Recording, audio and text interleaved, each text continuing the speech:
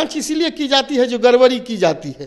पहले तो अपने काम में पारदर्शिता लाए तो जांच करने की क्या आवश्यकता हो। सेंटर मैनेज करके जो है इस तरह की अव्यवस्था फैलाई गई है तो निश्चित रूप से कैंसिल होना चाहिए। निश्चित बहुत बड़ा अपराधी का गिरोह बना हुआ है। हाँ। जो बालू और दारू की व्यवस्था को संभाल रहा है। बिहार में बीते 17 दिसंबर को दरोगा बहाली को लेकर पूरे बिहार में परीक्षा ली गई थी। ऐसे में अभ्यर्थियों में अब आक्रोश देखने को मिल रहा है। अभ्यर्थी कहते हुए नजर आ रहे हैं कि जिस तरीके से दरोगा बहाली को लेकर बिहार में परीक्षा ली गई उसमें पेपर लीक हो गया और लगातार अभ्यर्थी आक्रोशित नजर आ रहे हैं और उसके बाद यह कहते हुए नजर आ रहे हैं कि आंदोलन करेंगे। ऐसे में अभ्यर्थियों का महा आंदोलन जो है होने जा रहा है पूरे बिहार में, राज्यव्यापी आंदोलन। हमारे साथ बात करने के लिए ऐसे में बीजेपी विधायक वीरेंद्र पासवान है, जुड़ेंगे, बात करेंगे। वीरेंद्र जी, कैसे देख रहे हैं इस पेपर लीक मामले को? अभ्यर्थी आक्रोशित नजर आ रहे हैं, आंदोलन करने की बात कर रहे हैं। जब से यह सरकार रही है तो इस तरह की घटना तो प्राय हो रही है। आज दरोगा बहाली की जो है प्रश्न पत्र लीक हो गई है। पहले सुनते थे बीपीएससी का भी यही हाल हो, कई परीक्षाओं का तो यही दौर रहा। और एक दो जिला है उसका तो संगठित गिरोह बना हुआ है।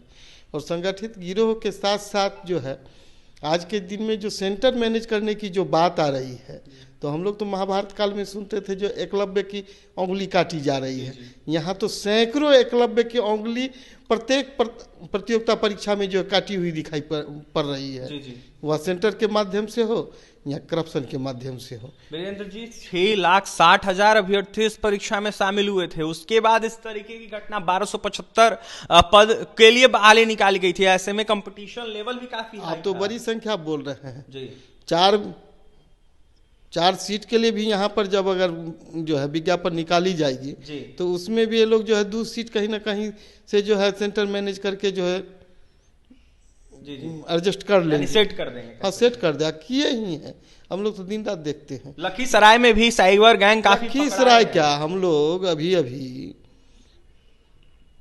कमेटी दौरा के तौर पर कई जिले में जो है गए हैं। इसी का परिणाम है जो पदाधिकारी है उसको स्वयं के काम के बारे में जानकारी नहीं है।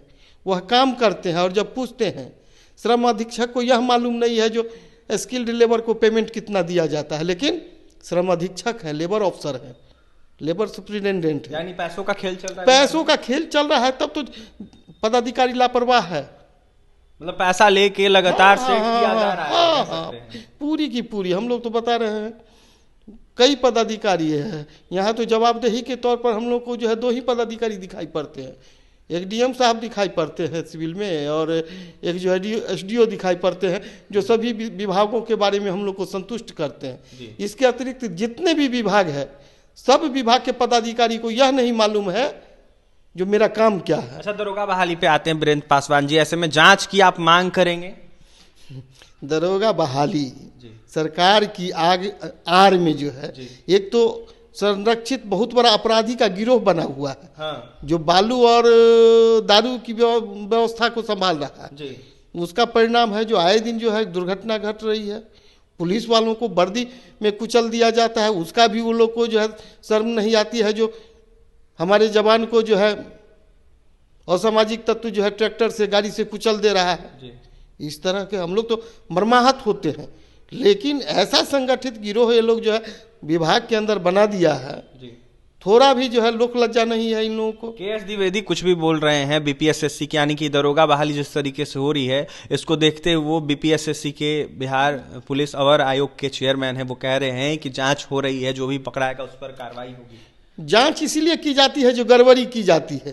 पहले तो अपने काम में पारदर्शिता लाए तो जांच करने की क्या आवश्यकता होगी। जाइमर एक सेंटर का फेल नजर आ रहा था, देखा जाए तो एक महिला और एक उसका पति पकड़ाया है। सेंटर में जाइमर लगने के बावजूद वॉशरूम में जाकर उन्होंने क्वेश्चन अपने पति के पास भेज दिया। अयोग्य पदाधिकारियों की जो भरमार हो गई है सरकार के संरक्षण में जो है सेंटर मैनेज करके एकलव्य की उंगली काट करके जो अयोग्य पदाधिकारियों की जो श्रृंखला विभाग में खड़ी कर दी गई है उसके कारण तरह तरह की अव्यवस्था दिखाई पड़ रही है सभी विभागों में। पेपर कैंसिल होना चाहिए। हाँ जी, पेपर कैंसिल होना चाहिए। जिस नैतिक रूप से गवर्नमेंट चाहेगी जो हम पारदर्शिता के तौर पर काम करें, तब तो उनकी तो पारदर्शिता। वीरेंद्र पासवान मांग करते हैं कि नहीं, पेपर कैंसिल होना चाहिए जो पेपर लीक हुआ है।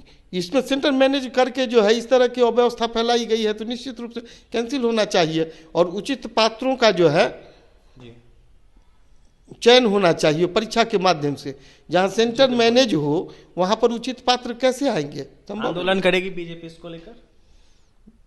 अभी आंदोलन तो ये पार्टी के शीर्ष आवाज उठाएगी, हम लोग तो आवाज उठाते रहते हैं। देखिए वीरेंद्र पासवान थे, रोसड़ा विधायक है बीजेपी से, ऐसे में लगातार जिस तरीके से परीक्षाएं हो रही है इसको लेकर जमकर नीतीश सरकार पर, नीतीश कुमार के तमाम अनेक विभागों पर, सरकारी विभागों पर निशाना साधे थे। वहीं यह साफ कहते हुए नजर आ रहे थे कि यह पहली बार नहीं है, पहले भी जिस तरीके से परीक्षा ली जाती थी उसमें भी ऐसी ही गड़बड़ी सरबड़ी होती थी और फिर से उसी तरीके से गड़बड़ी हो रही है। ऐसे में पारदर्शिता लानी होगी और इसको लेकर अविलंब पेपर को कैंसिल करना चाहिए। दरोगा बहाली को लेकर जमकर निशाना साधे थे सरकार पर, के.एस. द्विवेदी पर और तमाम अधिकारियों पर। तो वहीं तमाम विभागों पर क्या कुछ कह रहे थे पेपर लीक मामले को लेकर, आपने सुना है वीरेंद्र पासवान की तमाम प्रतिक्रिया। और भी तमाम खबरों के लिए NBC 24 के साथ बन रहे हैं। हमारे चैनल को सब्सक्राइब करें। पटना से सहयोगी अमित के साथ अभिषेक रिपोर्ट।